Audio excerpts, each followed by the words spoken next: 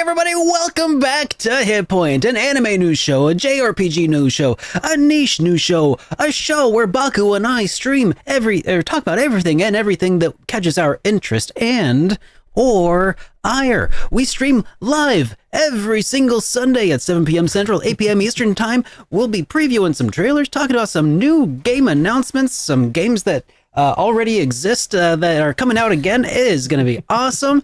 And at the end of the show, we'll be responding to super chats, just throwing that out there. And guys, a quick heads up. I know so many people here are already waiting for it, but the fact of the matter is, we were planning on doing an interview with Chintzy today, but that did not happen for a few circumstances, and we'll maybe talk about that a little later on, or maybe we won't, and just not address it. But we will be having an interview soon, though, so that's still on the horizon, but just not tonight, unfortunately.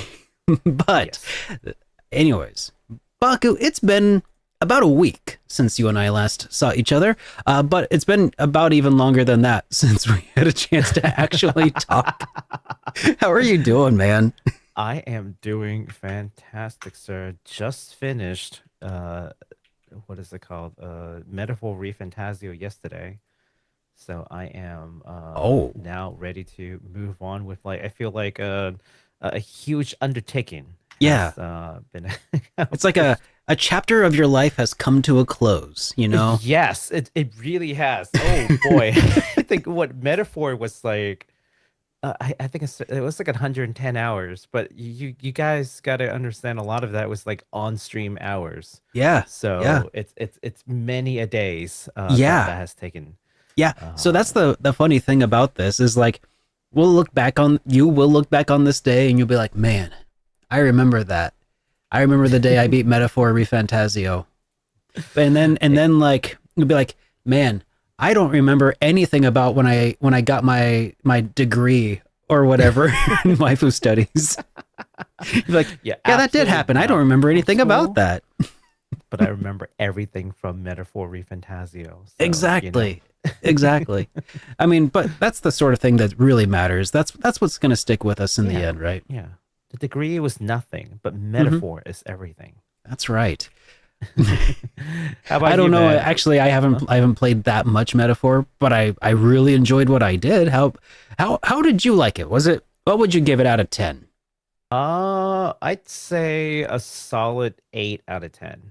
Nice. That's really good. 10. It is. I would definitely recommend it for folks who are into turn-based RPGs. Yeah. Sometimes in RP, I'll just say this. Sometimes in RPGs, especially JRPG variety, they try to do this very grand philosophical, moral condition kind of thing, and then it just falls flat in the end because it's kind of like, what do you think? Like, they don't give you any kind of they don't put their foot down on anything that they really believe in. They fall short of actually delivering the message. They're just like, we're just asking questions. Yeah, we're just asking questions, and it's like kind of lame. But this is different. Like they're like, okay, this is what we think it should happen, and they're really putting their foot down on things.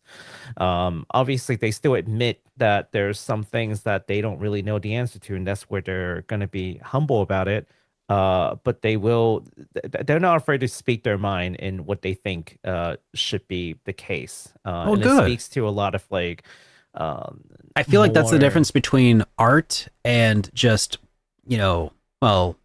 pop culture stuff. I like that's one of the defining differentiators. Is like art should have a message in the end, and it shouldn't just like raise questions. Like it should be like, no, I have this feeling, and this should be the thing. I think raising questions and opening up the dialogue is fine. Just a second.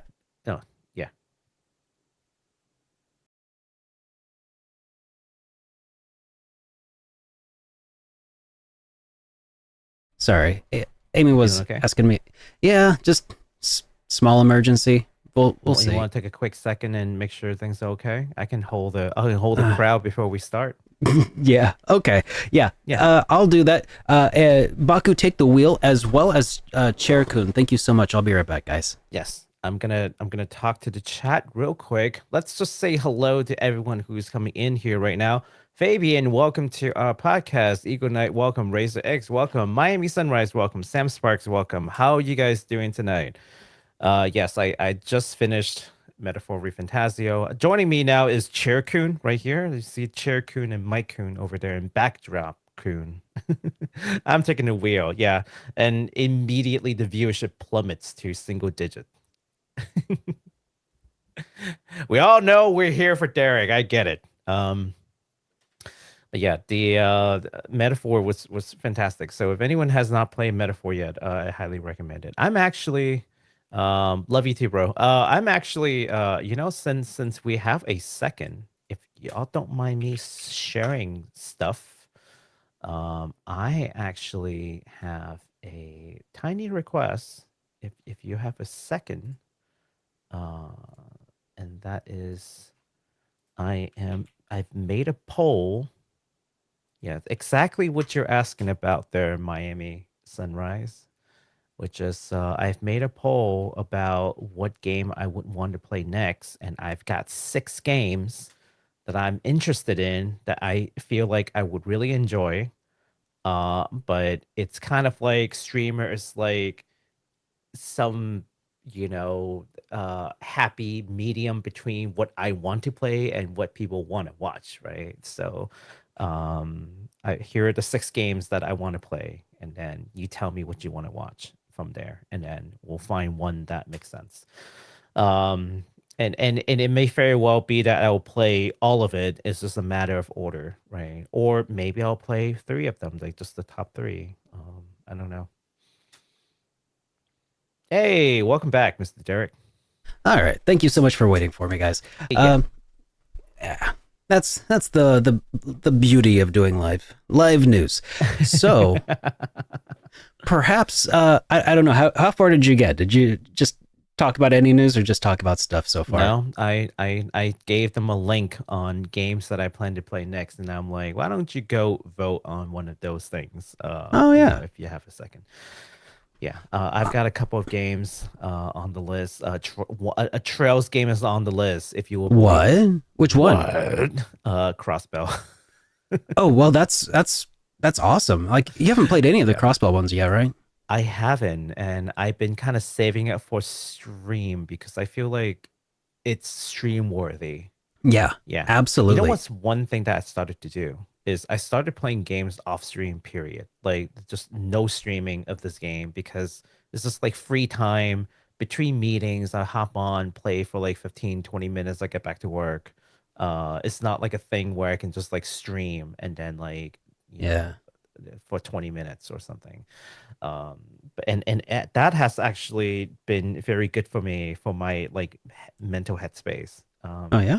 Yeah, because as a streamer, and this is one of those things where like if you don't stream you might not understand, but like as a streamer, if you're streaming a game and you're dedicated, like this is the game that I'm going to stream, there are times when you're like, I have some free time, I want to play, but not long enough for a stream to be worthwhile, nor will anyone come and watch because it's off hour, but I want to play it and I'll make progress. So then when you do stream it, you're like, damn, I could have finished this game like a month ago had I been able to make some progress on the off time. And then it just kind of waits on you. Like now it's taking like way too long. And there are all these backlogs. It's like everything is kind of connected.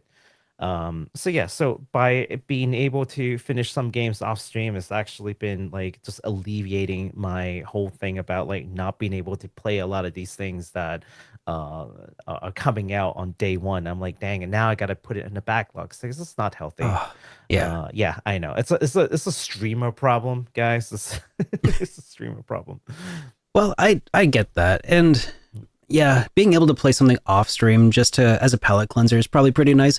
Honestly, though, being able to just play the demo of My Familiar was a pretty nice break from the pattern of like not playing games that I've been in for the last while. It felt good to be back streaming last weekend, and dude, that was a really fun game. Yes. Man, I'm glad you enjoyed it, man, because I certainly enjoyed it when I played it. I'd have felt But really bad now, if we were playing through the game and it turned out I didn't like it at all. Like, dude, what did you get me into? oh no.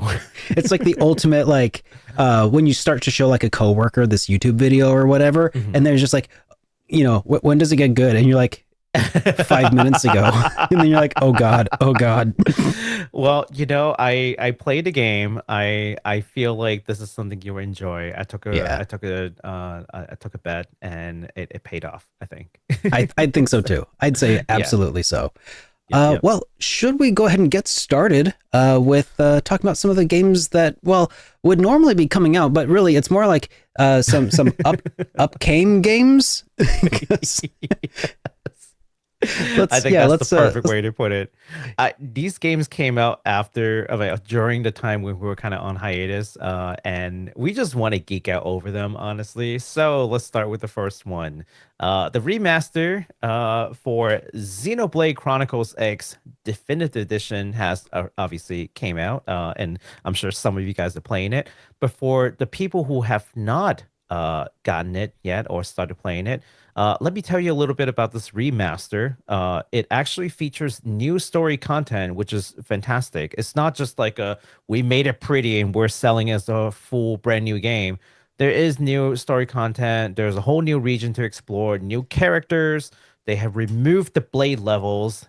Thank goodness. And they've added the ability to change time in the menu and so much more. So they've done a lot of tweaking, a lot of quality of life stuff, and also new content. Let's take a look at the trailer. Oh, sure. All right. Yeah. There's the button. Okay. I'm a little out of practice here, so bear with me. July 2054 AD. Oh, I think I might have a little... There we go. Let's see, I think there might have been a little echo, hopefully not too much. Should be sorted now. That should be fun. Only a small handful managed to escape. But our past caught up with us. Oh, yeah. Oh, that looks so good. Now, watch out if you haven't been online lately, because I've heard that the game leaked online like a week early, and people were already spoiling a lot of the things that were new. So yeah, we're not going to talk about any of that stuff, of course. Ago, so yeah. I mean, this is just a launch trailer, so don't worry, guys. Oh yeah. Yeah. Be this determined to destroy. This looks so good. They've done a great job remastering this. The question is it going to look as good or better on Switch 2? Yeah. Oh, I certainly hope so. Our job is to eradicate it. My question, and this is not asking for an answer right now. My question personally is, will they sort of retcon some of the Xenoblade Chronicles, like, you know, story elements in here, and like make clear how this, if it does, connect with the other three games? I know a lot of people have some views on like, oh, they've hinted this on that, and you have to read like a book on this and that, and you no. I want them to be like, yeah, this is set in blank in relation to blank. Like, it'd be nice to see some direct connections made absolutely like unquestionable for sure. Because I'm not here for your speculations and fan theories, man. Yeah. I want them to just say it. Yeah. I get that.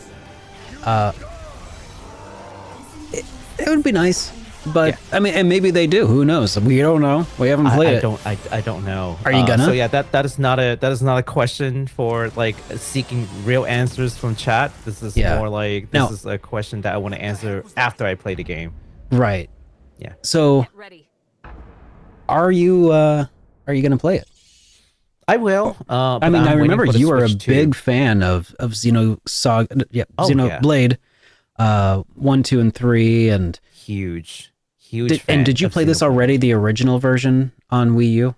No, not this one, because this one is the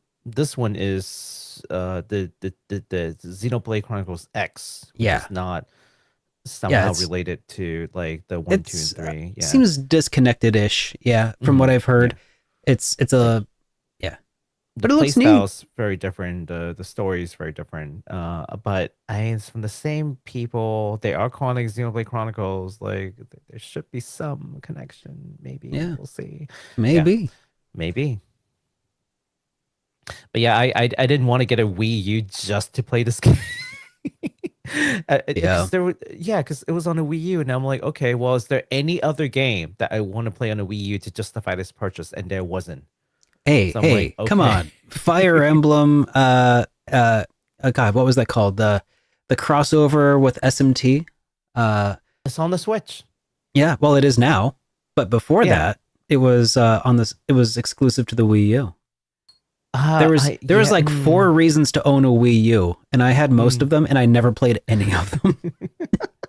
I tried playing what is that I forgot what it's called, but it's like the SMT / Fire Emblem crossover. The battle system was pretty cool, but like the story was kind of fell flat for me. I tried playing it on the Switch, and yeah, it didn't. Tokyo didn't go Mirage well. Sessions, that's what it was called. Tokyo TMS. Mirage Session. There you go. You can remember it because it's SMT but backwards. TMS. Oh, Yeah. I didn't know that. Wow.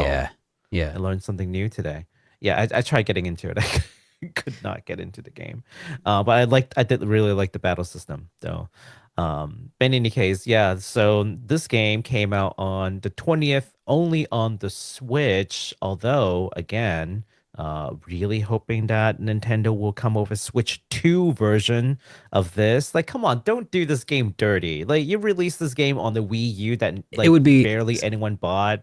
I know. It'd be such a waste to have put in the effort for this and to Yes. not. Like really, like a late release on the Switch life cycle, and then Switch 2 comes out like 3 months later. And you kind of have to, right? Come on, Nintendo. Yeah, I want like a native like version for the Switch 2. Anyways, it looks incredible. Anyhow, but I'll wait until the Switch 2 to play this one. Anyways, All right. moving on. Yeah, moving on. Atelier Yumia, the Alchemist of Memories and the Envisioned Land, is now the newest entry in the Atelier series. It was also released, since our last episode. Now, it features a brand new protagonist named Yumia, who will travel with her companions to discover the true nature of alchemy, and we have a trailer for that one too, believe it or not. Yeah, we actually have a trailer with singing and all. Does it? Yeah. Maybe. Yeah. There we go. Yep, that's the one. It's a great song, by the way. We're just like not trying to get like demonetized or whatever. Yeah. Or copy strike. But yeah. So this one is a I want to say a more mature entry from what I've seen, And based more off of the RPG focus. Yeah, and based off of the storyline that they've like hinted at, it's one of like dealing with loss or something, and Yes, and that's loss. not and something that I memories. think that they've done a whole lot of in the Atelier series. Yeah, I feel like this is not gonna go full on into like edgelordy kind of like dark for dark's sake territory, which I think is fantastic. Yeah, Like, not this is kind of a like- tuny game, sure. Yeah, definitely. And I See, appreciate... you introduced me to a new word, and now I have to use it every chance I get. Do it. Darkness. It's a very cultured word to use. Darkness. It looks fantastic. Yeah, I can't wait. And it came out on the 20th. So yeah, you've probably been playing it for the last 10 days or so, you guys at home. And Yes. have fun. It seems like a lot of people are really liking it. It's been really well received so far. So I went on Steam and I was reading the review, and the reception on Steam is mixed, which is surprising.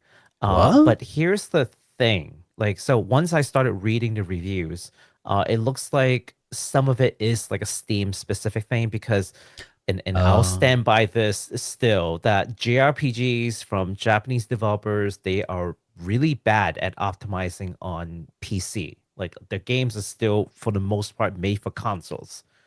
So I think it's like part of the bad review is just bad PC optimization, which I'm not excusing them for, but at the No. same time, But it's not that it's a bad game. It's just a yeah, it's not bad like a bad game. PC yeah, game. if you play on other platforms, you wouldn't have this problem. Yeah. But the other thing that I saw that I thought was interesting, a huge complaint from people is that this is a great JRPG, but not a great Atelier game because the alchemy system is just very like basic compared to all the other more Yeah. in-depth, more alchemy. I can- oh, sorry, yeah. I could see a company deciding to choose to dumb down some things in order to streamline it for a broader audience, and it does look like they have been making some changes to attract a broader audience, so to speak. So Some fans are not too happy about it. I'm not here to say like yes or no, like that's Sure. their perspective. But it's what it is. And that may actually be good news for some of you because boy, Atelier games in the past anyways has been very tedious when it comes to the alchemy game. But I say tedious because I'm a traditional like kind of JRPG player. People who really like the Atelier series think that that's like the heart and soul of the game. So it's like that's what they're here for. that's what they're here for, right? So if you're looking for a more traditional JRPG experience and you've been shying away from Atelier because you heard the alchemy gets a little crazy, maybe this is a great entry point for you into the series, right? Yeah. So yeah, this could be the gateway drug for Yeah. you into harder alchemy. You know, the stuff that you have to pay the extra. hard alchemy. Yep. Yeah, I think the point of it is, look, if you've been shying away, if you've saw the review scores on Steam and you're like, oh, it's mixed, just know why it is mixed. Yeah, and try other platform maybe. Good call. Speaking of other platforms, it's on all modern platforms. Yeah, so you have no excuse. Like every modern platform you have. Except for smartphones or something, but you wouldn't Except for want that smartphones. anyway. That's right. All right. Next up, in the last game that we are touching on that have already came out that we're kind of geeking over, a new action RPG from Nexon based on the Dungeon and Fighter universe called The First Berserker, Khazan, is now here and it looks pretty dang good. Let's take a look at the trailer. Yeah, I've been watching this one for a little while now. Where's my mouse? Yeah, There this it is. game kind of blew up on Twitch. So one way to see if a game is gaining traction is seeing how many people are streaming this game. And boy, were there a lot of people streaming That's this game. surprising because I felt like it was coming out to very little fanfare at the time. I mean, they were trying. They were definitely doing a marketing push, like, but yeah, the game itself, like, it's one of those things where like it's grimdark fantasy. It's based off of God, like, was it nomadic cultures or I can't. No, I don't know. I can't remember. It's fantasy, but yeah, but it's also it's based on the Dungeon and Fighter. It's an existing franchise of a multimedia franchise. Maybe a little Nordic. Yeah, like Nordic Light. I was thinking of a different game when I said the nomadic cultures. I was actually thinking of an indie that got delayed that I was confused by. Yeah, so this is kind of like, this is kind of like God of Dark War. Souls with anime. It's anime of war. Yeah, it's yeah, because the cell shading just makes it look like extra animating, right? But it's also got that like nice, dark fantasy, Dark Souls. Dark Souls aesthetics. Yeah, we're not talking about the gameplay. We're talking about the aesthetics. So yeah. So maybe we could call it like a Berserk-ish. You know, maybe Berserk Soul. Yeah, Berserk of War. Berserk of War. I mean, it just looks so God of, like the old PlayStation 2 style God of War. Like really, right. Just, I could be wrong, but it just looks brutal, and I love that. Yeah. And And not just to all the diminish it effects either. of stuff coming out of the ground, the combos. Yeah, That's what it I mean, reminds me of. It's got its own aesthetics too. So not Yeah. to like dumb that down, but like. Oh no, but I like to dumb things down. I like to put things in buckets. Not to be reductive, but just to kind of like help me mentally process what I'm seeing. Right. And it's Yeah, like that's all that these are all cool things, right? And therefore seeing a new combination of new cool things equals interest. Yeah. What? Nexon making a first-person game is something that I did not expect in 2025 because they are all about like MMO. They're all about MMO. They're the Maple Story guys. You ever heard about Maple What? Story? Yeah. Yeah, they're the Maple Story guys. No way. Nexon is the Maple Story guys. Yeah, Maple Story, Mabinogi, Vindictus, Dungeon and Fighter, like that. Those are the Nexon games. And Weird. for them to come up with this, yeah. So for anyone who's like Nexon, like what is this like fly-by-night company? I've never heard of them before. Well, no, you've heard of their products. You just never knew that. Make games like this. But I was like, oh, that sounds like a really familiar company. But then I was like, no, I'm thinking Exxon, the oil company. It's also Nexon is quiz different. guys. Quiz. Oh, jeez. But they've been making games for like decades. So they're not like some company that just came out of the woodworks and like, hi guys, look what we came up with. It's like, no. They're a huge, well-funded company with lots of experience making games. They've just never made a first-person game quite like this. First person? First single player. Sorry, not first person. There Single you player. go. Okay. Yeah, single player. Game. I was gonna say a first person. not This first is person. this is not like Third a person. Yeah. yeah. Yeah, no, single player. I mean to say single player. They've never made, to my knowledge, they've never made a single player game to this degree. Like Like a almost AAA. triple A competition grade, right? So this is very unique. I wish them well. Like it looks fantastic. I Absolutely hope that they beautiful. will keep pumping out games like this. Yeah. So this game came out a couple of days ago. As a matter of fact, you can pick it up right now on PS5, Xbox Series, and PC via Steam. And that concludes our upcame releases. That's right.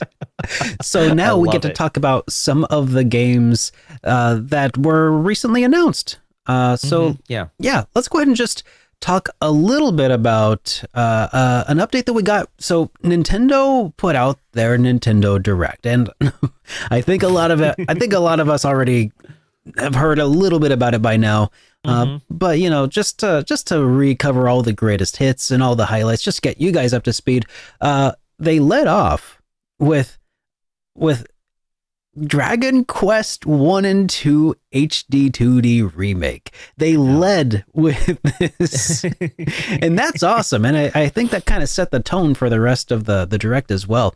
Yeah, they gave us a little teaser about the upcoming little game here.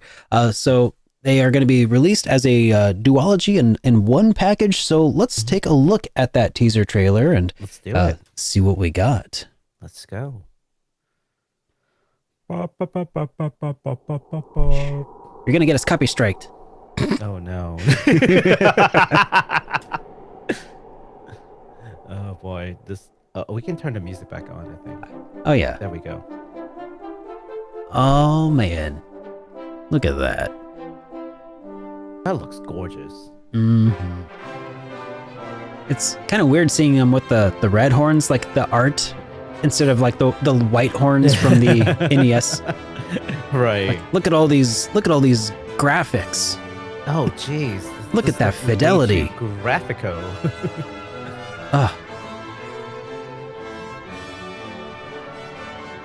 I cannot wait until they do HD2D remaster, a remake of DQ5. That's when I'm gonna disappear for a month. Oh man, you guys can't find me. DQ5 was great, but I do prefer DQ4. Just saying. We had that conversation before. I hope they do 4 and 5. To be honest, like, I mean they're both wonderful. Yeah.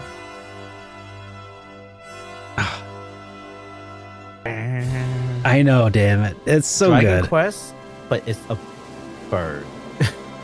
Yeah. It's like, wait a minute. explain it. Bird Quest. Bird Quest. The far All less right. successful RPG. You know, I've been seeing a lot of games on YouTube commercials, and they're clearly knockoffs, right? But they're so blatant about it that Mhm. like one was called like Pocket World, and it's like but it's supposed to be like a Pokemon knockoff, but they're not Oh, even shying from not only using like Pokemon art, but straight up calling it Pokemon. you know what I do? Like, how is this possibly allowed? I don't even see those ads because I have YouTube Premium. It's the one subscription service that I actually have Oh yeah. because that's all I watch. And I don't have like Netflix or anything like that because I ripped all of my DVDs and Blu-rays onto a local server, so I just watch my own videos, and they're all the ones that I want. Man.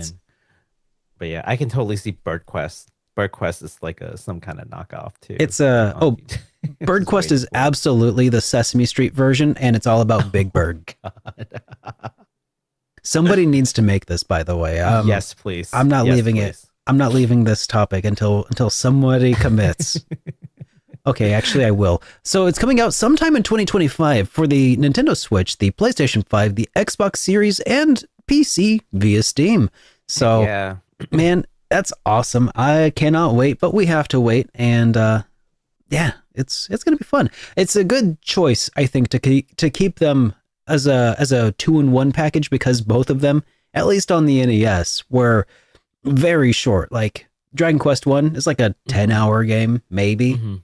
and Dragon Quest 2 was not terribly much longer than that. So, yeah, I think packaging them together, solid choice. Makes sense. Yeah, it's like East 1 and 2. You know, Yeah. they like put East 1 and 2 together. It makes absolute sense. Like East 1 is basically just a prologue of East. Like it's so short. I Yeah. finished it and I'm like, excuse me, am I done? They're like, yeah, you finished East 1. I'm like, what? That was like 8 hours. Like Oh man. not even. That's actually a really interesting point. So there's gosh, I think I made a video about like some games that were for like really short games. I can't remember anymore. It's been so long. But some of them are just like, oh, it's just oh, it's over. What? But it's good because it's like, hey, then words are hard because then you get to knock it off of the old bucket list and yes. and it's done. So that's cool. Yes. Whereas Anyways. the metaphor for me was 110 hours. I could finish East 10 like 11 times over. Boy, yeah. Okay, yeah, sorry. Next game. Something Next. that is not on my 2025 bingo card, a spin-off of the I, the Somnium File series, has just been announced. Like seriously, no one expected a spin-off for I, the Somnium series, but here we are. And the game is called No Sleep for Kaname Date, which takes place only a single day after the resolution of the first game, where Iris is abducted now by a UFO and forced to participate what they're calling the Third Eye game.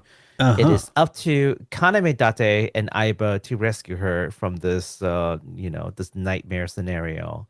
So yeah, I did not expect this whatsoever. That sounds pretty zany. Like I don't know anything about Somnium Files. Is like the introduction of UFOs a new thing? It really is, and I can't wait to see how they resolve this. Oh geez. Okay, yeah, let's check this out. Check it out. Yeah. Yeah, the game typically has like no alien kind of like element, so like I want to see how they're gonna explain this. They would come up with some kind of like unexplainable scenario, but they wrap it up very nicely at the end. You're like, oh, that's how that happened. You know? Oh, that makes total sense. Yeah. I actually really like the writing in I, the Somnium File. Absolutely enjoyed the heck out of the two other games. So far there are two either SOMNIUM Files game. This one is pretty much like a spin-off, if you can call it that, or Yeah. some kind of Gaiden scenario. Uh-huh. Not quite in either Maybe SOMNIUM 3. like an if, No, like not a what if scenario. No, it's definitely in. It's definitely canon, but it's like It hasn't been removed from canon before it's been released. That's good to know. yeah. No, the two games are the two games in the series are connected. Yeah, I So got everything's you. connected. Yeah, it's just this one is It's I just don't know. It feels like bizarre. a spin-off kind of Left turn. thing. Left Yeah. turn. Yeah, but there's some puzzles you have to solve. This is more or less a game where you solve some puzzles, and there are like branching storylines, and it's just incredible.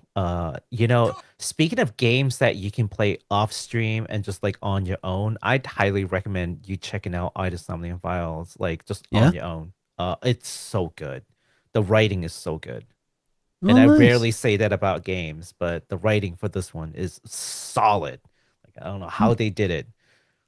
What kind of so are they all like this? I don't know if I remember the titles of iSomnium Files, but not like what the gameplay ever looked like. Is it all kind of like puzzles and So the basic premise is this guy's a detective. He has an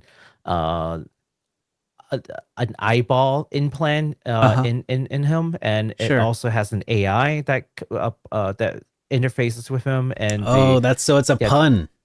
I yeah, love it already. It's AI. an eye. I love it. And Okay. the eyeball, the name is Aiba. That's great. But also, I love it. Keep going. Another thing is so they always call her like his partner, like in detective. Yeah. And partner in Japanese is aibo. Aibo. That's great. So all the That's puns great. aside, like lots of puns, but really the writing is superb. I think we've already and- established it because it has so many puns. Exactly. And yeah, you get to dive into people's like subconscious to try to discover clues because they wouldn't talk.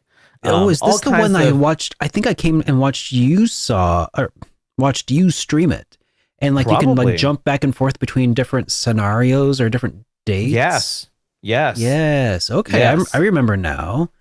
Yeah. Cool. And they block out certain things so you can't access it until you do something else. But like it's all to enhance the storytelling, like elements. So I highly recommend. Anyways, this one is coming out in July 25th for the Switch and PC, which is kind of strange. I thought they would do like at least like a PS4, PS5 too, but so far it's only the Switch and PC.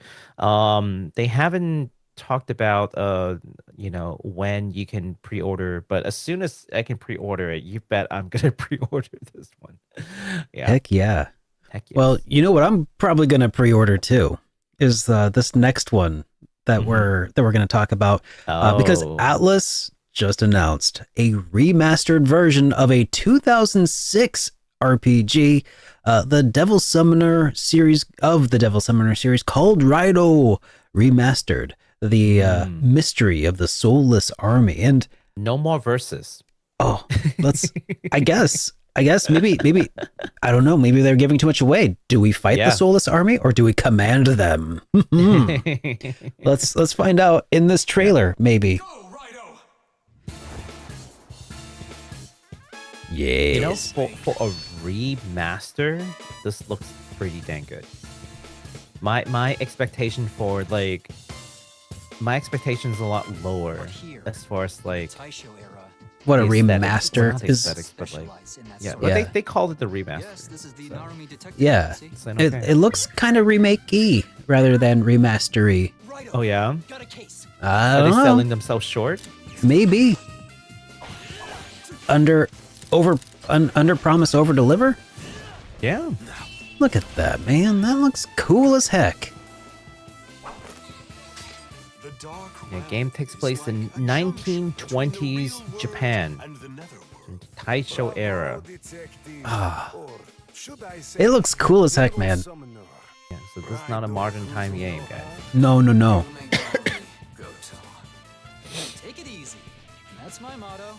Ah. I'd go, but it's easier for you anyway. Hello there, Mr. Narumi. Looks like that house was no match for the cat. But Man, that looks so cool. you've got to be a great writer, Derek. I've never. Well, I agree. I've never got a chance to play the original release of Raidou, either of them.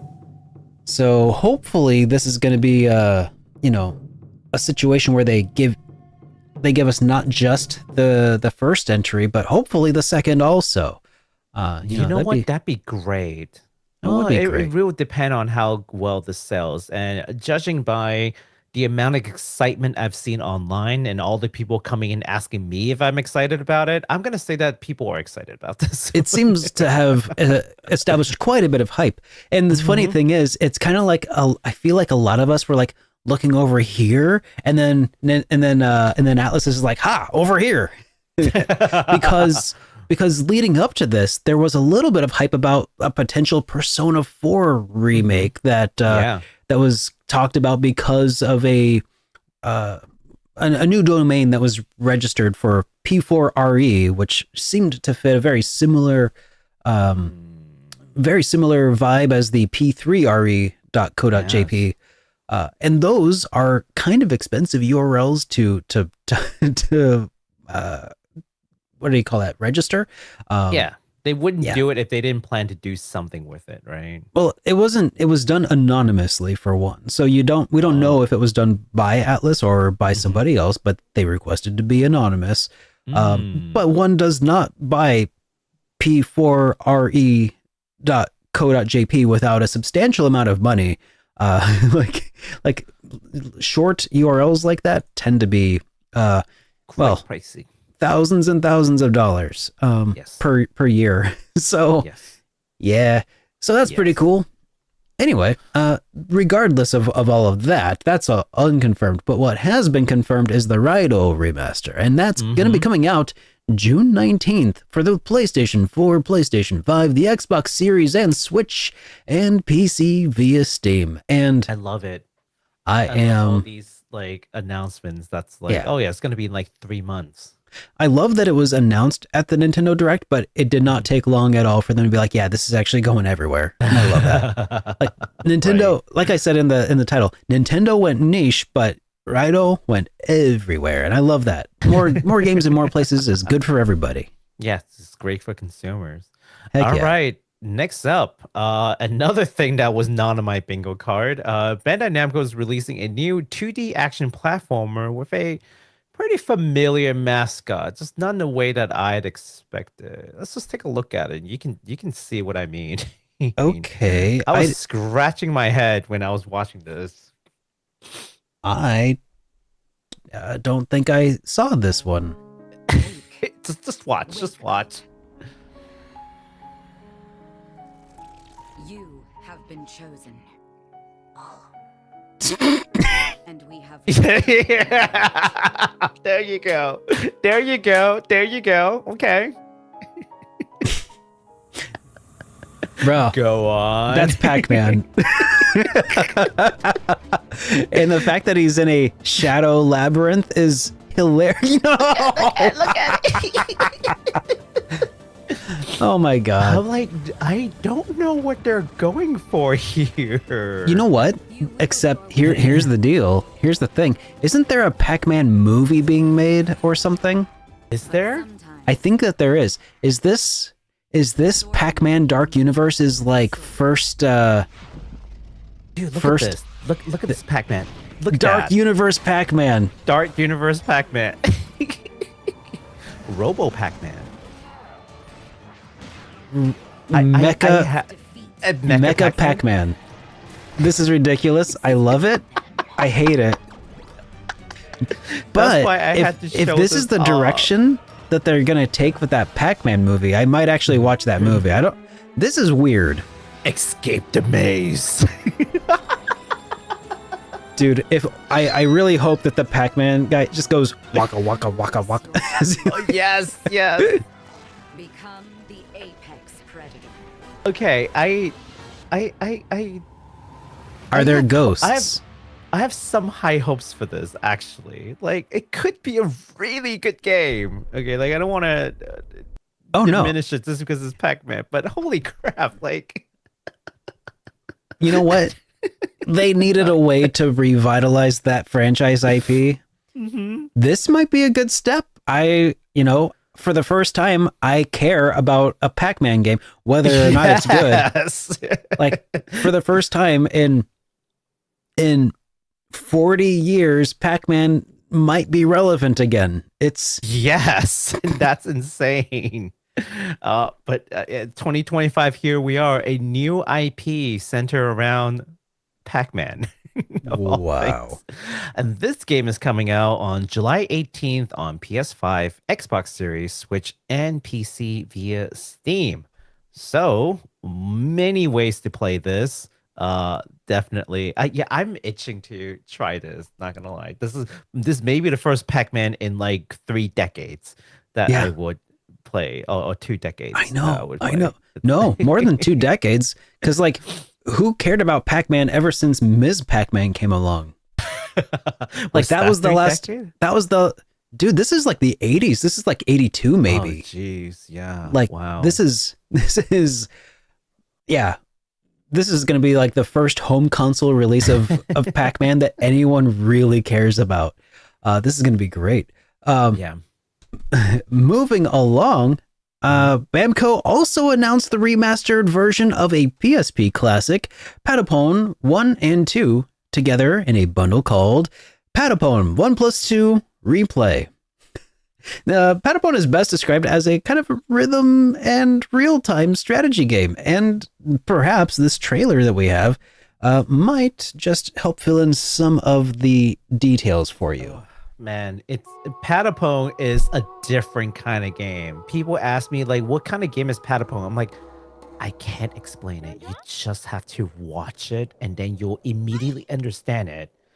Yeah. But I can't describe it. Other than it's a rhythmic, real-time strategy.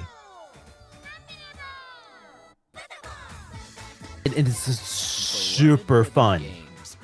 The aesthetics is super unique. The gameplay is super unique, but it's also like pretty intuitive at the same time. Like, Yeah. I don't know how to explain it. Like, the game is actually pretty brilliant. It was back in the PSP days. Yeah. Patapon sent out their bravest in search of the holy drum. With the Do we really drum. need the backstory? Like, show me what the game looks like. Oh, here we go. The new mighty one to Earthing. So you're marching, and then you have to hit the rhythm Yeah. to like attack. And then there's like there are retreat orders. Oh, I see. You see? I think And I you do can see. change your units, like, in between battles, and change your. It's a very interesting game. It's one of those, like, it's really hard for me to just verbally explain to you what this is. You just have to see it. This feels like definitely the kind of like lunch break game that just kills time so quickly. Yes. It's so fun. This game, I couldn't put it away for a long time. It's extremely addictive. It's quirky. I love it. No love for Nice. Pac-Man 99. No love for Pac-Man 99. No. I mean, Nope. Pac-Man 99. I mean, that's kind of like Tetris 99. It's like, yeah, this is probably cool for a little bit, but was it really? Mm-hmm. I don't know. I don't know. I didn't play it because I didn't care. But anyways, yeah, the game's coming out on the 11th of July this year for the PlayStation 5, the Switch, and PC via Steam. Yeah, there's so many ways to play. I can't wait. I would get this on like a Switch 2, and just have it on a handheld, and I would play that like on travel, nonstop. I mean, legitimately though, it kind of looks like the kind of game that might work really well on a smartphone. Like, I could be you know wrong. what? Yeah, and speaking of smartphone, Yeah. I like the segue. Thank you. Speaking of smartphone, this next game is actually going to be available on smartphones, so we'll talk about it. The next What? game, yeah, I know, from the Square Enix PS1 lineup to be What? remastered, because of course they are. Like we've talked about this. We're like, yeah, no, Oh, yeah. this is like the golden age of PS1 remasters, and Square Enix is taking full advantage of that. Either remake or remaster. This one gets the remaster treatment, and it's SaGa Frontier 2 is going to be remastered. Now, it is not just like a graphical remaster only, although there are improved visuals. This game will also feature completely new events, this thing called parameter inheritance system, and also something that is kind of cool. There used to be a mini game called Gold Digger, not gold, just like Yeah. Go. Yeah. People who are but they changed it to digger. Okay. This mini game used to be playable on the Pocket Station, so basically What's that? you couldn't really. Pocket Station is just like Tamagotchi kind of like thing where you plug into like the memory card slot, and then it interacts with the game, and then you take it out, you play a mini game, you get resources, and then it's you a plug it back UMD. in. It's a PS1 UMD, or not UMD, No, not UMD. VMU. Yeah, VMU, Yes. like on a Dreamcast. Yeah. Yes, like that. And then you can take it out, you can play mini games on the thing. It has like a little like screen on the Pocket Station.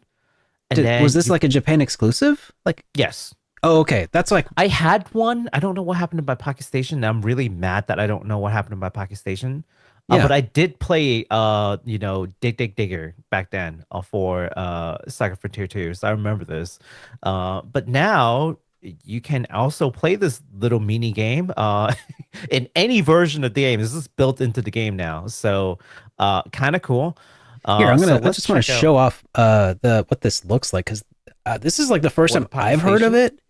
it. Yeah, Pocket here. Station? Yeah. Yeah, there.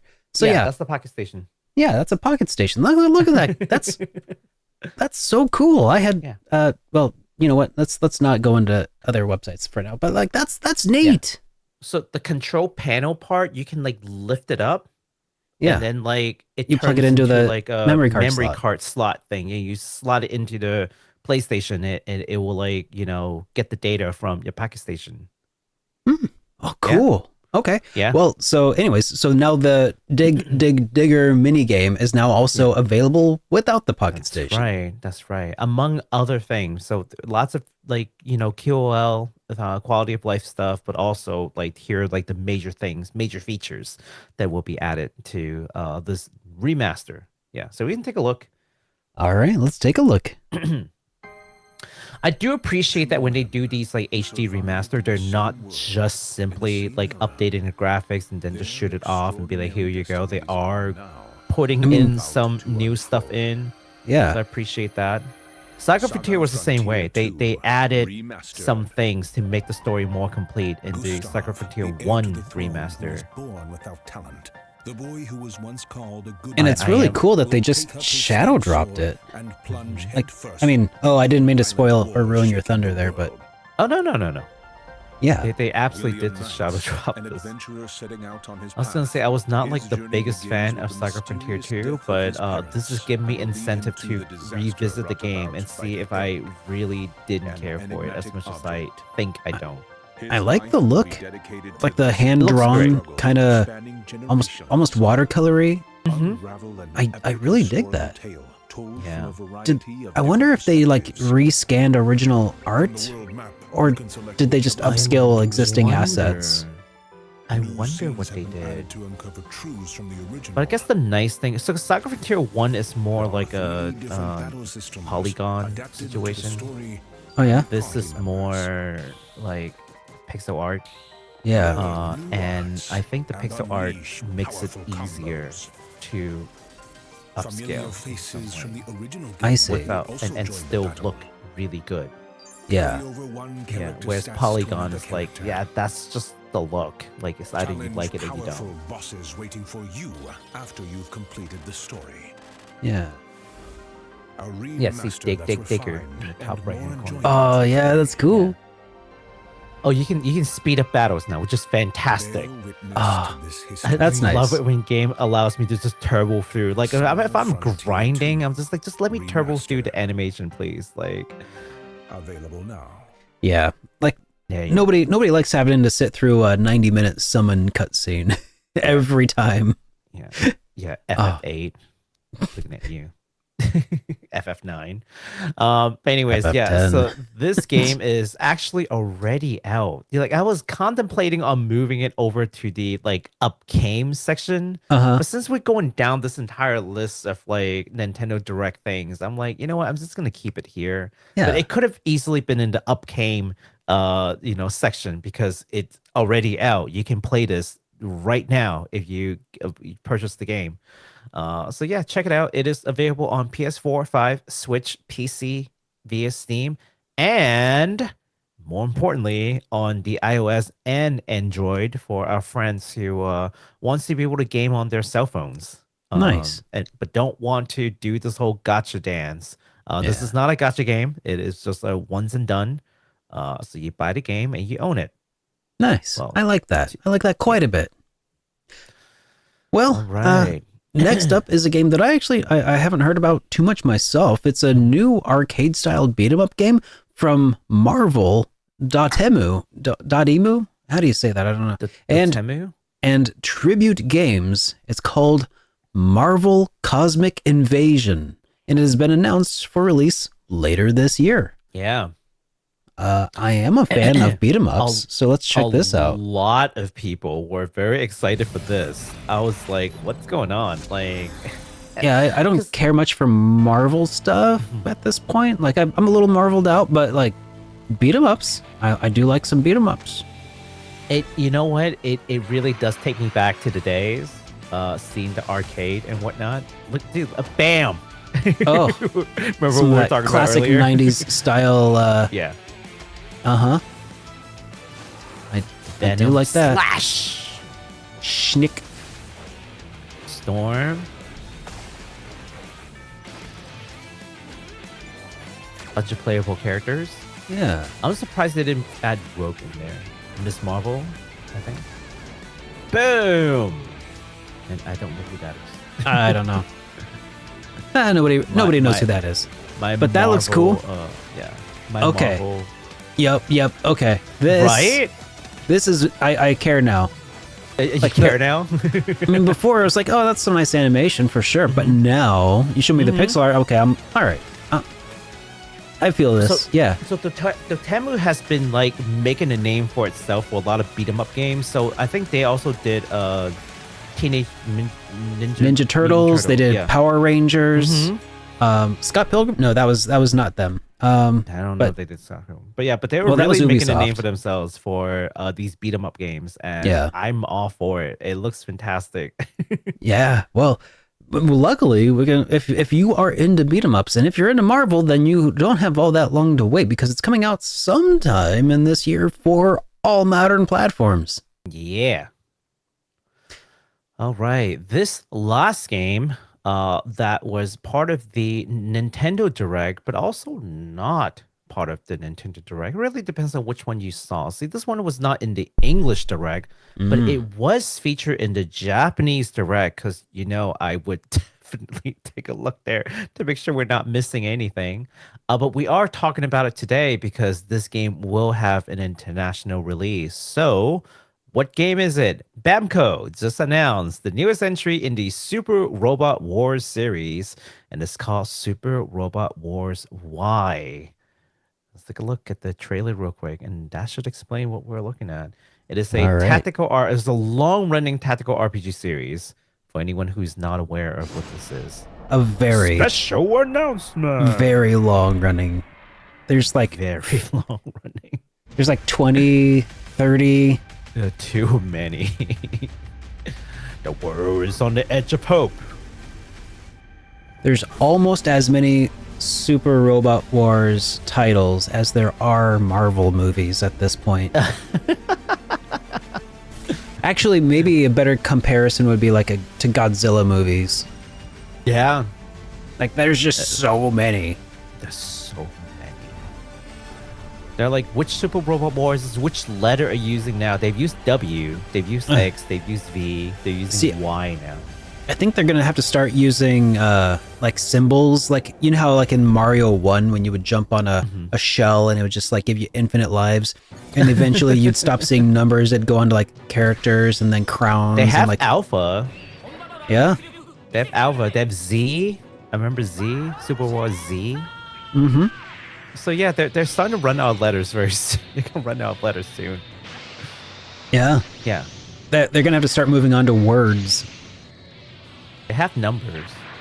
Yeah. So this is the basics of Super Robot Wars is they take different mecha series, and they kind of like just like have this like mix up in like stories and whatnot into this like cohesive, you know, odyssey of like different protagonists meeting up and fighting like against these like big baddies. Oh, that guy Yeah. from G Gundam. Oh my It god. has G Gundam. Oh my god, I remember him. This is how they get you. This is exactly how they get you playing. Yeah. They're like, oh, you know, it'd be a shame if you know, you were a fan of like Big O or whatever, and then like they have had Big O in this series. I'm not surprised. It'd be And a shame if you were into Mighty Morphin Power Rangers and then you see the Megazord and you're like, oh my god, I gotta play. They've never had Power Ranger, but I wonder why. Well, it's because it's probably not an anime, right? Like it's probably No, they have things that are not strictly anime in here before. Oh well, you know that's got to be they're saving it for a rainy day. That's really just it. So they have Kogias. Because awesome wait a series. second, because Bandai also owns all of the Power Rangers, at least here in the States. Saban Entertainment through. Do they? I think so. Oh yeah, they had what is it called? They had a Ultraman. Like it was not like strictly anime. It was like a 3D kind of like show. They had that. Oh, they have Macross. They can do Macross now, and that's the crazy part. Because remember, this is an international release. Sick. It's called Macross, not Robotech. Because you know, Harmony Gold decides to like stop being like silly with holding a, you know, distribution right that they plan to do nothing with. Yeah. Is this gameplay? This is gameplay. Yeah, these are the battle animation. So when you send like a robot to attack another robot, that's the battle animation. And of course they have one of the newest Gundam, which from Mercury. But only season 1, which is a very, very strange choice. I can't get over how weird that is. Because the entire anime is done, and it's been done. So if they wanted to, they could have just had the entire show in there. Yeah. But this is kind of a teaser trailer for Super Robot Wars custom. They like to tell you about the series that's in it, like over several trailers as they give you a little bit more tidbits. So here's the thing. I kind of wonder if we'll ever see something like Valimar show up in Super Robot Wars. What's Valimar? I'm not telling you. It's a spoiler for Trails. Oh. Oh, now I know what it is. And the answer is possibly. I know. Because they have that's done the some crazy crazy thing. crossover before. Yeah. So never doubt what they can do. It's kind of like Tekken, where like you have 2B from Nier Automata in there one day. You're like, what's going on? Like, what? Yeah. So can Valimar be in here? Yeah. We've seen like other kind of like knight robot kind of deal. And they had what is this knight robot anime from like the 90s? It's part of I think I know what you're talking about. Yeah, the Zodiac. Dang it. Anyways, they like have had similar style robot in Super Robot Wars, so it's not Knights like of Zodiac. Is unthinkable. that it? I think that's it. No, it's Oh, okay. Well, I'll look it up because it's driving me crazy. Actually, it's not the 90s. It's probably like in the 90s. Anime. Well, they have Ray Earth, so there's that. They actually have Ray Earth in the last game. So, Oh, I and wonder have if you they'll seen ever Ray have Earth? impact from Goemon. That'd be great. You know, I just never doubt them. I I would know. never doubt them. Anyways, So, yeah, yeah. when's it coming out? So this is coming out sometime in 2025 for PS5, Switch, and PC via Steam.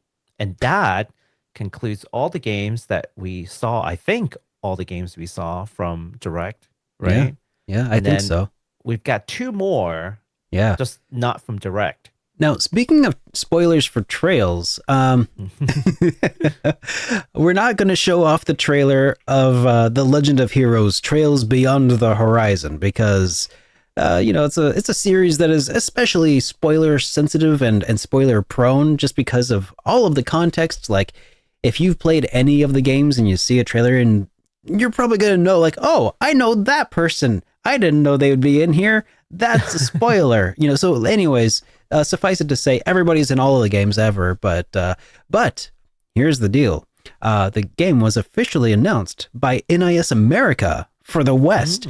So this was originally Kai no Kiseki in Japan, and this Western release is finally bringing us Americans and other English-speaking folks up to speed with Japan for the first time, like, ever, I think. Falcom's finally done it. Well, I mean, I'd say Nisa has Nisa's finally done it. Well, Because the both of them Yeah. have finally done it. yes, together.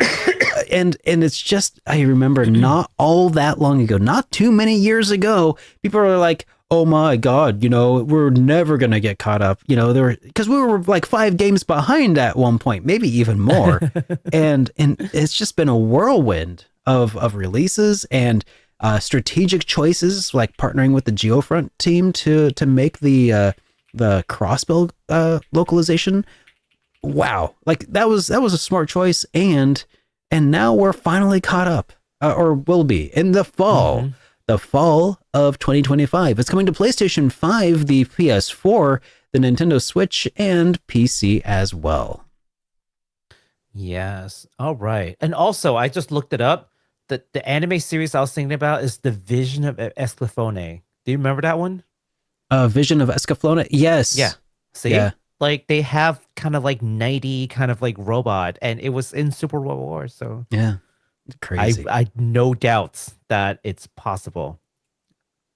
Okay. The last game that we're here to talk about, and yes, we do have a trailer for that one, has been announced by Konami, of all things. Konami? What? It is a 3D action RPG, a new IP for the gaming world, based on Hiro Mashima's manga, Eden's Zero. And the game is by the same name, Eden's Zero. Let's take a look at the trailer. Alrighty. I'm hoping this does better than Fairy Tail 2. This Fairy Tail 2 is Struggling. didn't do great. Well, apparently Eden's Zero did have a game released already once for smartphone. Did they? Oh, And it was not particularly well received. that look is not Lucy. And it seems like they have a couple things in common, though. On cue. Aesthetically speaking, they've got a lot of things to go. Right? just a few. Yeah, this is the main character is like a mashup between Natsu and Gray, basically. Yeah. I'm not gonna call him Gary anymore because someone got mad at me. It's Gray. I'm like, I know, it's an inside joke. Never mind. It's How dare you? Do you remember that time I repeated the meme of like, what if Zelda was a girl? People are like, dude, Zelda is a girl. I'm like, okay, yep, calm down. Anyways, yeah, this is this looks like a pretty good looking game. Not Wendy. I mean, it's from Konami. It's not pixels. It's not gacha. It's you know, like, so this Game is what original Konami can quest. currently do if they're not trying to rip us off. Apparently, it doesn't look bad. Yeah. So, I have some hope that Konami would do better than Koei Tecmo, because Koei Tecmo is the company that made Fairy Tail 2, and Yeah. I have hope that this would be like an actual good RPG. What's interesting is that if Mashima went with, you know, Konami with this IP instead of, I mean, I think that might be indicative that he wasn't super happy with, you know, the work done in Fairy Tail. Potentially. Or maybe they just offered more money. Who knows? Who But- knows? But yeah, but this actually looks really good. We've seen some tie-in games in the past, and like a lot of them are just short on games and very much on, you know, the voice acting and whatnot, which is fine, right? Maybe that's what a lot of the fans want. But this looks like a well-budgeted game, like in its game elements. So Yeah. pretty cool. Assuming that the game looks the way the trailer does, because a lot of it, Yeah. you know, We'll- who knows? we'll It could be cherry have to picked. I'd like to see hype the combat responsibly. system. Yes. I wasn't going to say it, but, well, actually I was. It is a slogan here. So Shop.superdarkrpgs.com. yeah, so this game is coming out on July 15th of this year on PS5, Xbox Series, and PC. So again, not far from now, which is I love it. Yeah. Love it. It's nice to have, oh, wait, wrong button. It's nice to have release dates that aren't like 7 years into the future for sure. So it's time for us to move along to some industry news. And we're going to lead off with this one here. Nintendo at the Nintendo Direct revealed a new feature coming to the Nintendo Switch, which they have dubbed the virtual game card.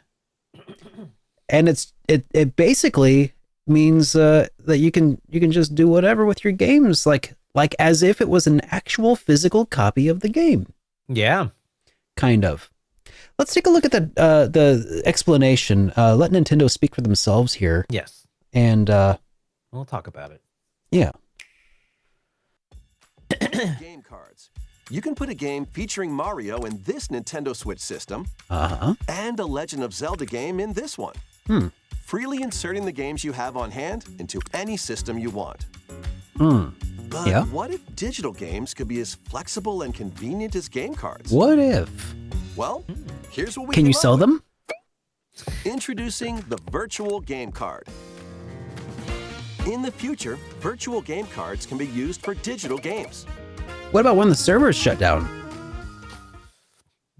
You're asking all the inconvenient questions, sir. When purchasing the digital version of a game, it will be loaded onto your system as a virtual game card, allowing you to play that title. Your digital games will be lined up as virtual game cards on a dedicated management screen. Here, Cool. you can load and eject your virtual game cards and manage which games you can play on your system.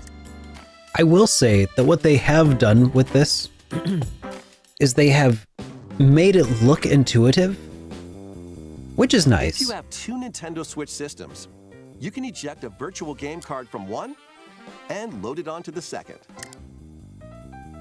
Now you can play this game on the second system wherever and whenever you want. Could we not do this Just as already? if you had inserted a physical game card. Yes With and virtual no, but game cards, you can freely load and arrange which games you play on up to two systems. So what this is telling me, Local communication with your second sorry, Oh. what that's telling me is that I'm pretty sure I used to be able to like put my account onto my Nintendo Switch and download my game on it, and then I could put it on my Switch Lite and I could play it, but now I can't. Is that right? I think this is talking about like a different account. No, you think? Oh yeah, Because it's saying that's that what I'm with saying, this like, one, you can only link 2 together. Not, if you keep this is if you separate. keep watching, it will make sense. This is separate from the family thing, though. No, it's not a family thing. Right. Yeah, this is separate from the family. So they're saying you are a Nintendo Switch. You can install it on one at a time. Well, And then later, okay, I'll keep playing. Let's finish. Okay. Let's just continue System first. is required, but only the first time. Now, lending to family now members. with You a can also family. lend out virtual Yeah, game I don't know cards to about that your whole Nintendo link thing. account, family group members. Yeah. I thought you could just Connect log onto family your group account member and system via local wireless Yeah. when you want to So lend a game. it's like they made it worse Choose the to type own a you're digital game now. and who you're lending it to. If I am interpreting this correctly, And you're done. like that's cool. Yeah, you Now can play on their own system. lend it to family members. Sure, You can that only lend one game at a time to a particular person. Games can be lent out for 2 weeks, after which they will automatically return to you. I Making kind of digital like games that even easier to automatic use. return Virtual kind of game thing. Like cards. that's kind of fun. Like, because then they How have a many ti- timeline. yeah, how many times have you lend a game out to a friend and you like completely forgot that like you did that, or like Oh, if anything Baku, happens to Baku, it, and- hang on. You're not allowed to lend this out to a friend. No, Oh no, no. You can only lend it to family members. You understand? It was not a friend and family. It was strictly family. Yeah. Well, then I guess second cousins are out. Like, I mean, where do they draw the line? I don't This know. is my like fifth cousin. Like, what do you mean? Like, twice Yeah. removed, twice removed.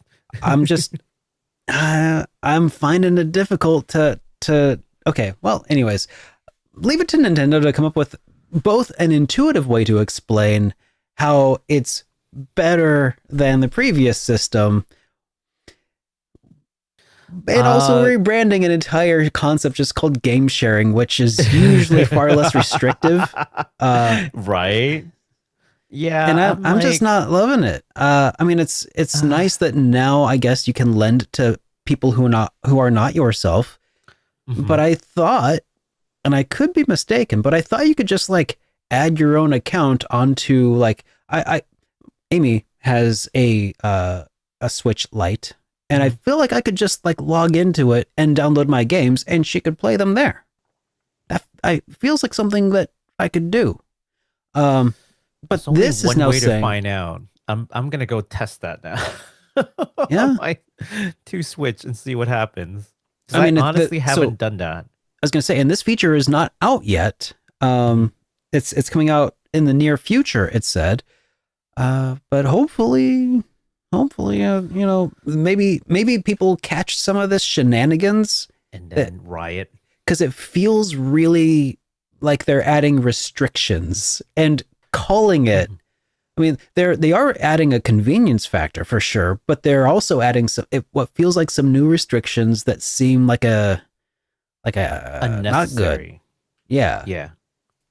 Yeah. I'm with you. I'm actually not sure about that whole thing that about sharing between two system thing. Yeah. That's Yeah, because I'm not like sure before, about that. yeah, because it before it switched to the showing what your family, it's like, oh, well, now you can have it installed on this system or Mhm. this other one system of yours, but that's it. Yeah. And I mean, okay, so they do show that you will be able to do this to like transfer to the Switch 2, Mhm. which is nice to know that you won't have to leave all of your digital games on a dead console again. Yeah, I feel like maybe in part they're also doing this because in anticipating on the Switch 2 coming out. Yeah, probably. In part. Yeah. Yeah. I'm not loving it. Yeah. It would have been better just to link your system, and now you can have all your games on both systems. I think the linking is like you say. I think the lending out thing is kind of fun, but like I don't know Yeah. why they decide to like do that weird thing with the link thing. Maybe it's to gosh, I wonder if they have some sort of checks in place for online games. So like if somebody has Mario Kart 8 on one and then they load it onto the other and they can't co-op because it's like locked to because it's a single instance of a game. I wonder if that's what they're trying to prevent. As opposed to something like where you had two Zeldas and you could play independently. Maybe it's, oh, my two kids have Splatoon and they're each loaded onto their Switches and they can't play together. It's like you need 2 copies, ma'am. Yeah. I think maybe it's to head off stuff like that. And they're kind of solidifying the concept of owning a license to a game, or having a license to a game, not owning, but having a license to a game, that counts as one item. I think that's probably what they're trying to do to make it more intuitive as to why certain things don't work. But I still don't love it. Love it. And I feel like if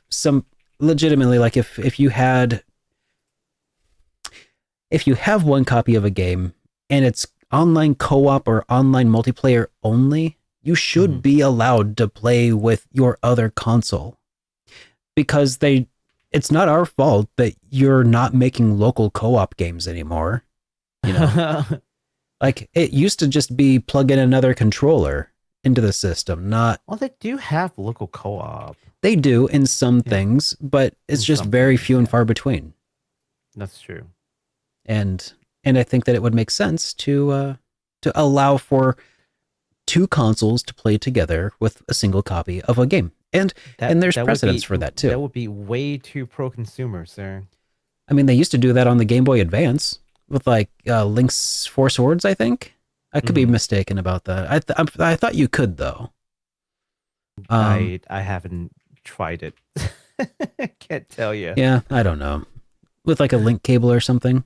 Anyways, it's neither here nor there, and I'm just kind of going off on my own tangents at this point. But let me know what you guys think. Am I misremembering everything here, or I don't know. Anyways, next. I didn't do enough multiplayer things to can actively recall and tell you. Yeah. Yeah. Well, anyways, I had this other one up on here. I don't have a whole lot to say about it though. So do you want to just skip this topic, or do you want to talk about it? We can just bring it up, I guess. Tencent decides to spend $1 billion to buy stake in Ubisoft subsidiary. So what you were saying is they moved like a bunch of very popular IPs into a new subsidiary, and then like Tencent bought a 25% stake for $1 billion. Something like that, yeah. It's nuts. When you have money to throw around like that, it must be nice. It's over $1 billion. It was like 1.1. I could probably look up the story. I didn't write anything down. I threw it in here as like a thing that we could maybe fill in if we wanted to. Honestly, okay. I'm not sure I have a whole lot to say about it anymore, because I did talk about it on JRPG Weekly Update, and it's just I know that some people are like, oh, that's just business. That's businesses buying businesses, and that's I mean, nothing wrong with a big ol' oligarchical game of Pac-Man, just corporations eating each other. Waka waka. Yeah, just doing the Katamari Damacy ball with like all of the gaming companies. Like, sure. That's what it feels like. Yes. That's what it feels like. Yeah, just rolling around the big ball of money and just sticking all of the corporations to one another. Yes. That's what it feels like, yeah. And I know that some people are like, oh, is this a China bad thing? And like, well, I don't have strong feelings about it, but I do have strong feelings about like every time Microsoft buys a company that I like, or that consolidation in general just feels like crap. I don't like it, and it's usually not good for anybody. Yeah. And that said, Ubisoft is like a sinking, or they are a sinking ship. Like they've had some really rough patches these last few years. Yeah. And so like, would they go under without some infusion of capital? I mean, I don't think that was required for Konami to turn things around. But then again, Konami wasn't really losing money at any point. Yeah. Konami just feel like they rather make pachinko games. And that was very profitable for some time until like pandemic. And they're like, uh-oh. Yeah. But like, it doesn't take, billions of dollars to make a really good game. Like it really doesn't. And we've seen that being the case. But then again, money talks. Yeah. And Yeah. I mean, so part of it is like, is this raising capital to make good games, or is this people at the top cashing out? Cashing out. You think? Probably. Oh yeah, absolutely. This is cashing out. They're not. They have no intention in using this new capital to fund new endeavors. No, they're cashing out. Mm-hmm. And also, like with Tencent, like do they want to buy this stake because of the kindness of their hearts? No, no. They want to return on investment either in one form or the other. So either in terms of like just extracting more money from they want to get more money out than they put in. That's generally how investors work. So that's the first thing, but also sometimes it's to influence certain art projects. If Tencent releases a new MMO based on the Assassin's Creed world, you didn't hear this here first. Oh, interesting. Yeah. You didn't hear this first. Just oops, first. All assassins. Yeah, I mean, just it'll be like a Genshin Impact kind of MMO, quote unquote. It's not like the kind of MMO of the yesteryears. It's like instant based, but then you can kind of play with your friends, and there are definitely gachas. Yeah, Assassin's Creed. I mean, don't quote me on this, but if there was ever a move like that in the next 2-3 years, yeah, I wouldn't be surprised. Anyways, so some of the ways that you might get more money out of a game than you put into it is by making products cheaper and costing more, or by including microtransactions or other things that are generally there to just extract money from consumers. And yeah, that's basically it. They're just that's gonna be great in the end. I'm sure it's great. Let's corporate will corporate. Yep, that's basically it. That's all I really had to say about Tencent, really. Yeah. So we can move along because it's not even really JRPG related. Does Ubisoft have any JRPGs? The only thing I know that they made that I actually care about at this point was the original, like Scott Pilgrim versus the World, the game. Ubisoft had a Child of Light. Child of Light. Oh. Yeah, Ubisoft did Child of Light, which is really good. But like that was like their one and only like entry. All right. Well, maybe there's a physical copy I can go buy somewhere and just wash my hands. Child of Light is actually a pretty good game. Yeah. It's surprising that it came from Ubisoft. I think no one saw this one coming. Yeah. Like, what? This is from Ubisoft? How? Is that possible? All right. So shall we move on to the last topic? Sure. You want to introduce it? A Zelda movie releasing in 2027. Live action Zelda movie in 2027. Boy, yeah, I don't know about this one. I know. I'm apprehensive. Yeah. That we don't have any trailer or anything. I did on the JRPG update though. I showed off a 2000. Gosh, okay, it's from 2008. IGN made an April Fool's trailer for a Legend of Zelda, like almost like a trailer for like a Lord of the Rings style movie. It looked really hype. And looking back at it, it's like that still holds up pretty well. That teaser is 16 years old. Man. That April Fool's video is 16 years old, but it looks sick. And it made me think when I went back to rewatch it that if they do, I mean, a couple thoughts. The first is it's going to be live action, so it should not be cartoony, right? If they were going to make it cartoony and funny, they would have done it in CGI like they did Mario Bros. Yeah, that's the part that I'm very apprehensive about. Like, some things just don't look right in live action. As much as Disney keeps thinking it does. It really doesn't, though. And like, there's definitely like with CGI and mixing it with real people, like there can definitely be some uncanny valley stuff. and haven't we seen that already? What is that? Battle Angels, something or another? Alita. Like, I forgot. Yeah. Yeah, it's just like, oh my, Well, that was a weird choice. I mean, I get it because she's supposed to look kind of unnatural because she's a cyborg. Yeah, well, But yeah, they can use all kinds of reasoning to explain their decisions, and it won't stop it from looking weird. So, I agree. Yeah. yeah, I'm very apprehensive about it. I just think some things aren't meant for live action, and I don't know why they keep trying to live action everything. I'm like, you already have an established fan base who are already in tune with like 3D CGI models because of the games. Why are you forcing this to be a live action? Like, what benefit do you have to do this as a live action versus a CGI movie? I think That's what if, I am. If they took it into, let's say, Twilight Princess. Sonic kind of thing? Twilight Princess is what I'm thinking. Do you remember? It's a little bit of a darker Zelda.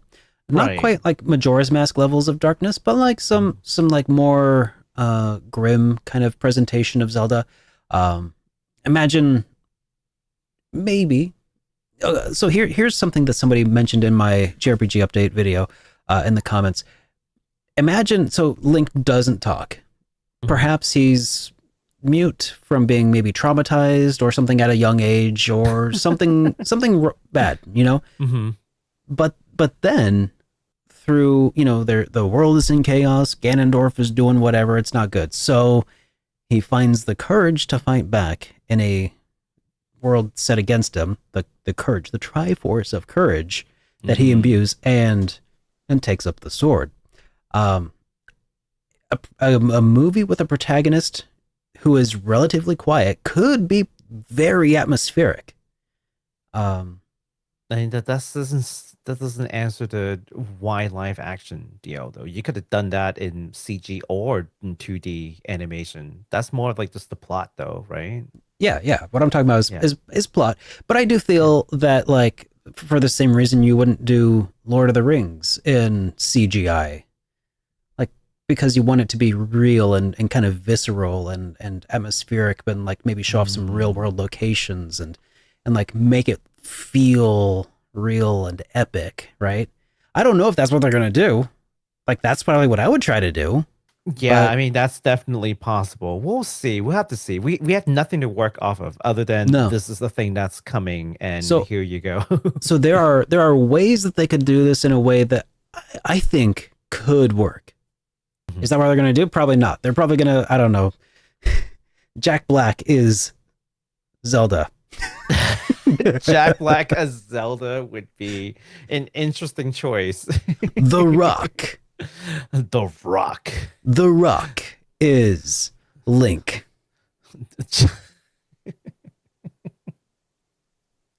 I was going to say John Cena, but okay. I would. I just can't see him in that role. The Rock as Link.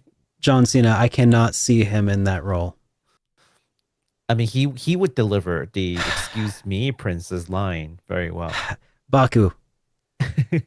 I can't see John Cena in that. Okay, let's move on. Yeah. Yep.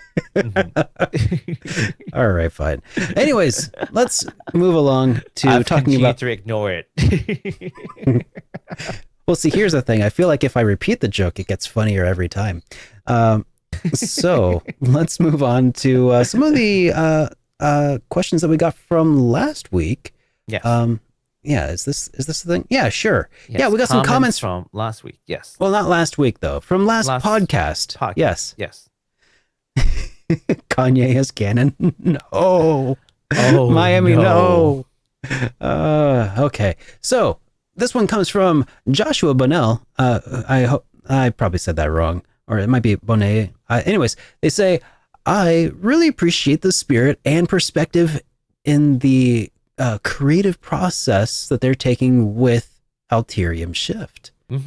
So this was in a response to our interview with the developer of Alterium, or one of the developers of Alterium Shift, or both of the developers, two of the developers of Alterium Shift. Yeah, that's right. They were both there. That was awesome. And I also really enjoyed the spirit and perspective of Alterium Shift. It's it's a very interesting, unique perspective, being able to shift the world around and see different things. It's really very, very cool.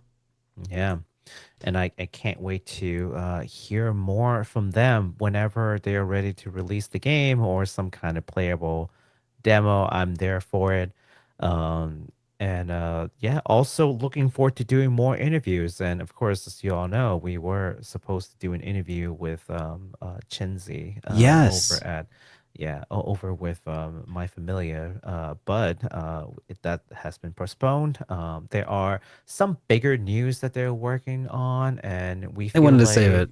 Yeah, we want to save it for another interview. So, but we will have other interviews as well. So please stay tuned for more of these kind of in-depth conversation with game developers coming up. All right. Next up, we also got this comment here from Anthony Herrick, who says, almost 900. Woo! Almost 900. So close. Do you remember what the goal was? If we hit 1,000 by what time we would? I'm giving up the time thing because I feel like it's not really fair. We didn't do a show for like 3 weeks. That's like a whole month of like nothing. So like that's not really fair. All right, fine. Maybe we'll push back the timeline a little bit.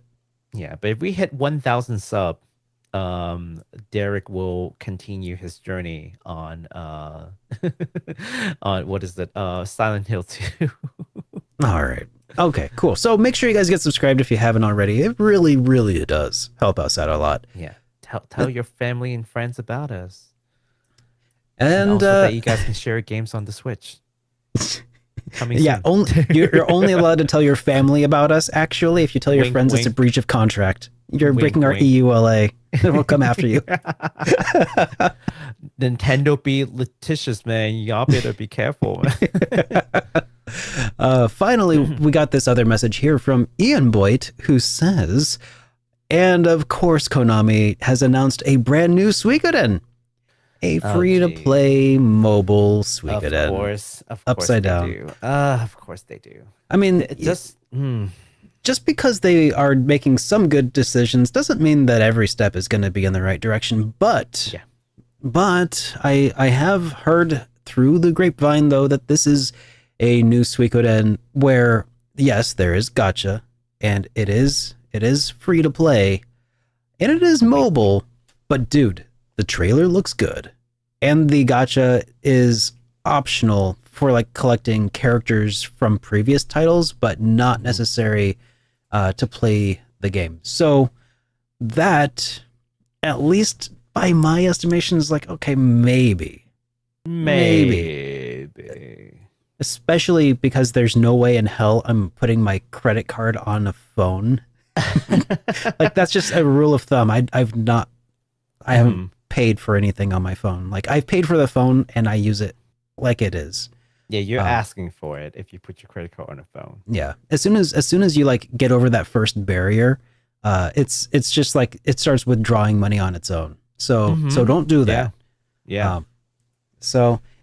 But anyways, if you play smart, you might be able to enjoy a pretty cool Suikoden game without falling into the pitfall, the trap that is the gacha stuff. And it is a trap. So, it's absolutely a trap. Yeah. So that about does it for today's show. If you enjoyed today's episode of HitPoint, make sure you get subscribed if you're not already, or if you are listening on to one of the audio platforms that we stream on, or upload to after the fact. Make sure you give us a like or a review or whatever they have out there. Tell your Echo Dot to like HitPoint on Amazon Podcasts or Amazon Music. We're there. Did you know that? Yeah, we're on Amazon. Yeah, it's pretty cool. Virtual bone. And with that, I hope you all have a great rest of your night, and we'll see you guys next weekend, I think. And until then, have a great night, everybody. Take care. Adios.